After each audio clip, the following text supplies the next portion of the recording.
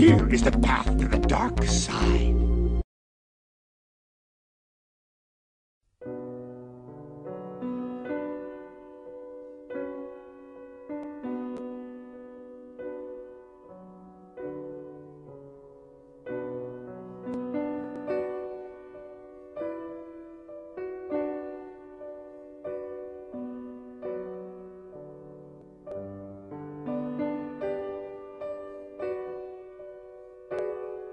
Somebody called and asked, this was before you got on, they said, would you please ask Dr. Paul if he's been able to find out if his votes have been tampered with? He's referring to Maine and Iowa. I think they have, but I don't have the proof. Nevada, there's pretty good evidence.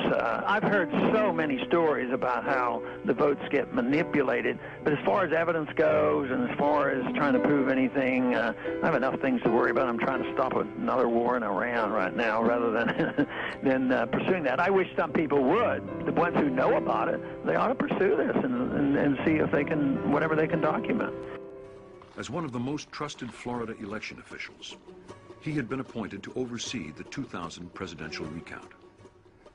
The recount might have discovered why Volusia County's computers counted backwards to minus 16,022 votes. But when the Supreme Court stopped that recount, Ian was left with unanswered questions.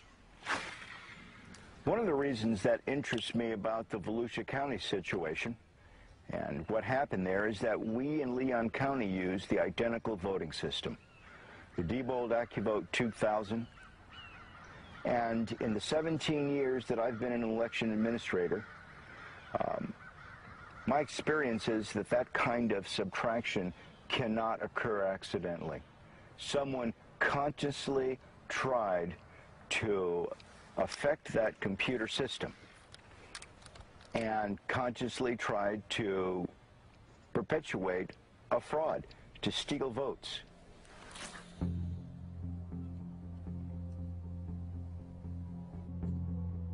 During his research, Hari had discovered that Diebold's memory cards effectively allowed negative votes.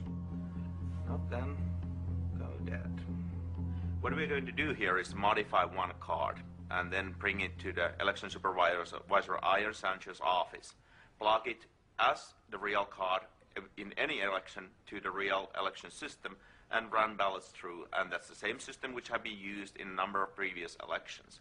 And we'll see that what is the power in the ballot box. This should be just an empty box containing the votes, but it has more capabilities than that. So it's a very simple process. You just add the card in, you run the rewrite program, tell where to find the scanner, and tell exactly what file you want to be put in, and off it goes.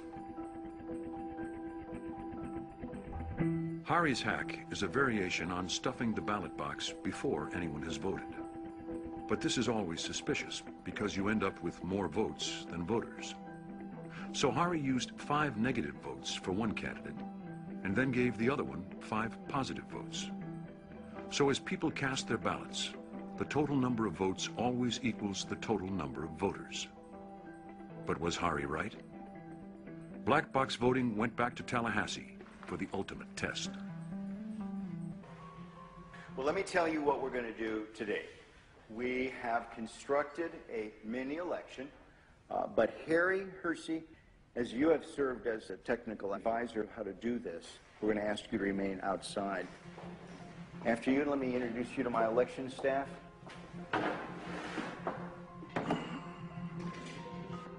To ensure that we've not prepared some sort of a device that has been pre-rigged, pick the number, and then we'll grab that unit, and that will be the device that we will count the ballots on. I just feel like this is the one. Okay, and the winner is unit 15191.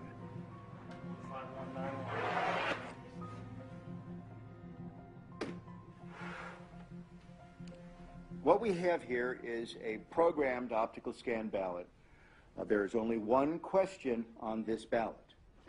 Can the votes on the Diebold system be hacked using the memory card? I have only touched the memory card, not the other parts of the Diebold election system, which is going to be used today. only the memory card. And I can certainly speak for myself and Harry, and that we're going to vote yes. All right, then let's have the rest of us vote no. 2 individuals, Hugh and Harry, will be voting yes. The rest of us will be voting no. And then we'll scrutinize the ballots afterwards to ensure that that is indeed the mark. Well, it's down to you. You're the last voter, Harry. All right. I think it could be. So I vote for yes. You will be the second yes. All right. Here is the memory card I have touched. Okay. Now, this is the only piece of Diebold equipment that you've used. That's correct. Well, thank you. Let me take your ballot in. This card will go into this slot. The next activity that the election worker does on the morning of the election is turn the machine on, making it live to receive votes. When you do that, this machine will produce what is called a zero total tape. The machine is going through a self-test analysis, and then it will spontaneously turn on.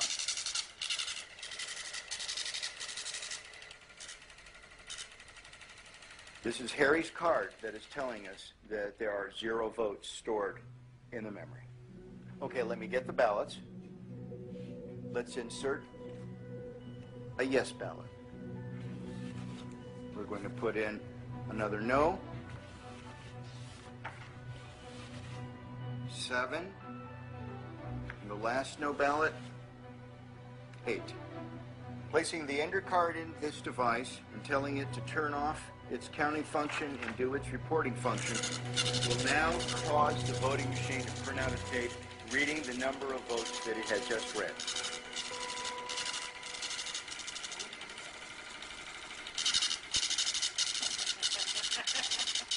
Oh my. Oh no! What is it? 7 yes, 1 no. Oh my god! Oh my gosh! Let me see. Here's the tape.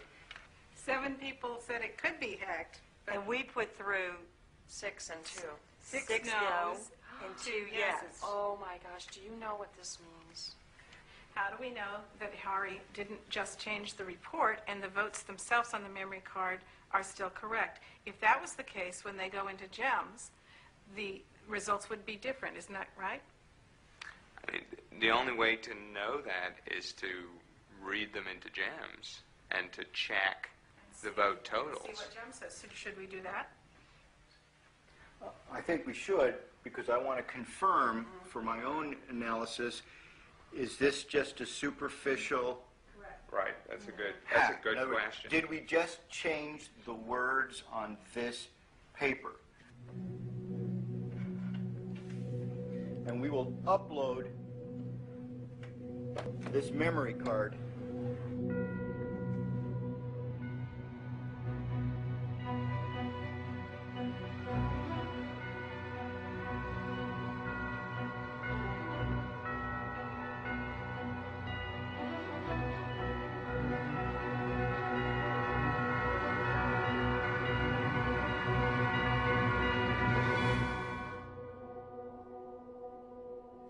if I had not seen what was behind this, I'd have no reason not to. I would have certified this election as a true and accurate result of a vote.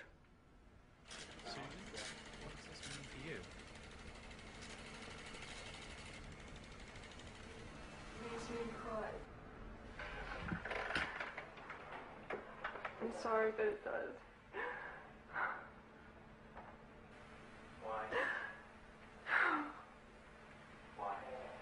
There's so many reasons.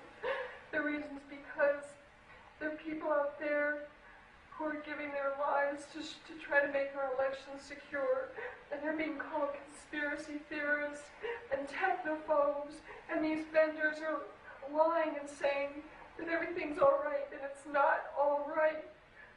And I'm crying because it's quote somebody that I know who said that this is our country's one country, pretending to be another country. How can this be happening to our elections? This really does affect me.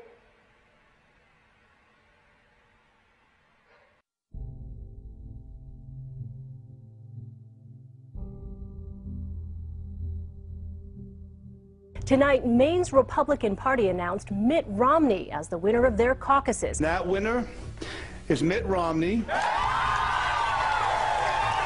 What the headlines haven't told you is that what happened in Maine is the messiest caucus Republicans have had so far. Certain residents in 3 of Maine's counties are being treated right now as if they do not exist. The numbers that the state GOP in Maine are reporting are, according to caucus chairman, incorrect. Kennebec County did vote as they were supposed to last week, but their vote total, as you see here, shows up as a 0 in the Republican Party's official results. Washington County postponed their caucuses on Saturday because of a snowstorm they expected to hit the area. There's a lot more than what you said. The man who canceled it was a Mitt Romney supporter, and the snowstorm he predicted didn't happen. Then there's Waldo County. Even though nearly all Waldo County towns held caucuses on February 4th, here's how most of Waldo County's votes look. Look in the official Republican Party's results list. 0 votes. Waldo County, where voters from 18 towns gathered for municipal caucuses. I talked with Matt McDonald, a pastor of a small community church in Belfast.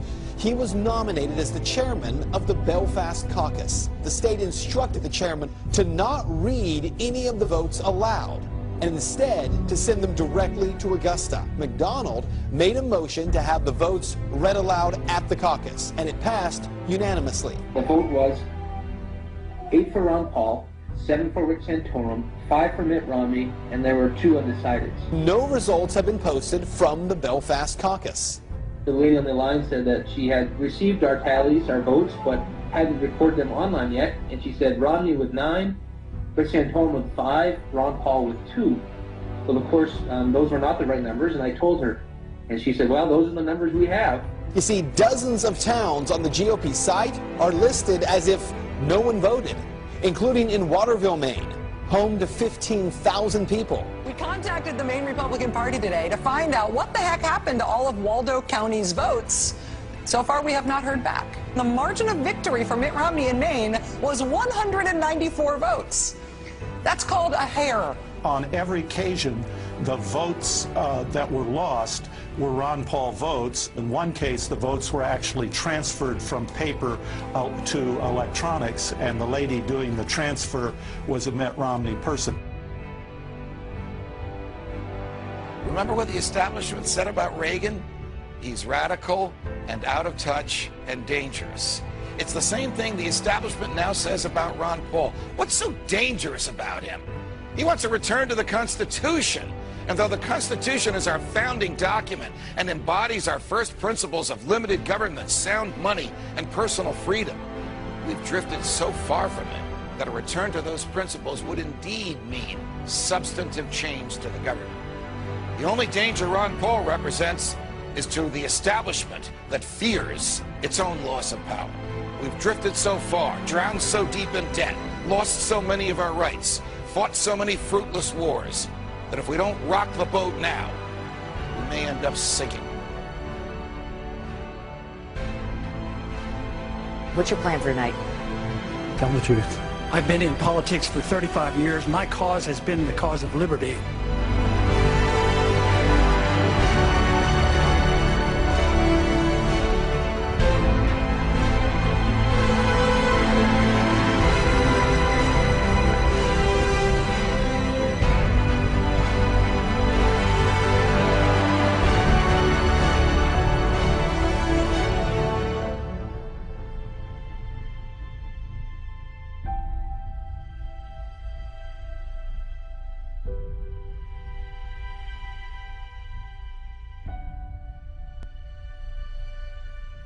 Fear leads to anger. Anger leads to hate. Hate leads to suffering.